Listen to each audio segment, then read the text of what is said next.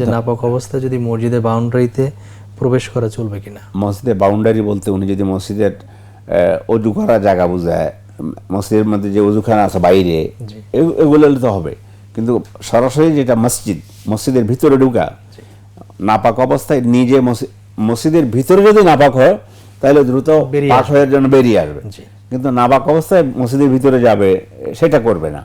আর boundary বলতে যদি বোঝায় মসজিদের চার দেয়ালের ভিতরে এটা উঠানের মতো থাকে, লনের মতো থাকে, সেটা কোনো অসুবিধা নেই, সেখানে তার নামাজ পড়া গেল, ওইটা অসুবিধা নেই। বা ভিতরে অজুখানা আছে, গোসলখানা আছে, সেই হিসাবে বাইরে থেকে গিয়ে অজু করতে গেলে কোনো অসুবিধা নেই। 4 রাকাত বিশিষ্ট নামাজ যদি শেষ 2 রাকাতে সূরা ফাতিহার সাথে অন্য কোনো সূরা পড়ে ফেলে তাতে কি সাহু সিজদা দিতে হবে কি না? লাগবে না, এটা সূরার ব্যাপারে লাগবে না। যদি কোরআনের কোনো অংশ বেশি পড়ে ফেলে এটা ওয়াজিবের মধ্যে পড়বে না, যে অথবা এটা মানে কোন সাহাবী তো পড়তেন, আর কোন বর্ণনা হতে। হ্যাঁ, এইজন্য এটা শেষ 2 রাকাতে।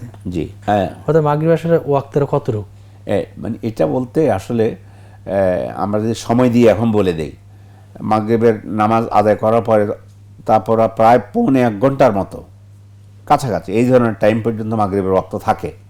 মূল কথা যদি বলি আর কি, আশরাফুল আহমার এগুলো বলতে গেলে হয়তো সকলে বুঝে উঠতে পারবে না। এক কথা টাইম যদি আমরা বলি, অনেকেই মনে করে যে মসজিদে মাগরিবের নামাজ শেষ হয়ে গেছে, মাগরিবের ওয়াক্ত শেষ। না, এটা না, প্রায় 1 ঘন্টা মতো সময় থাকে, প্রায় 1 ঘন্টা, 1.5 ঘন্টা, 1.5 ঘন্টা এর মতো সময় থাকে। জি।